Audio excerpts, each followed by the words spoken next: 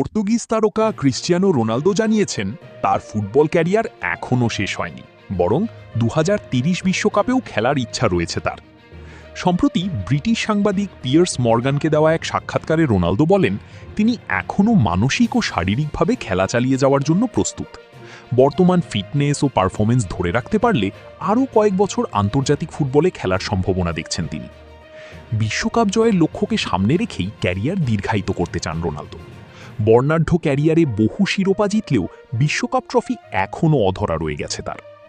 2022 সালের কাতার বিশ্বকাপকে অনেকেই তার শেষ আসর হিসেবে দেখলেও সেই ধারণা বদলেছে।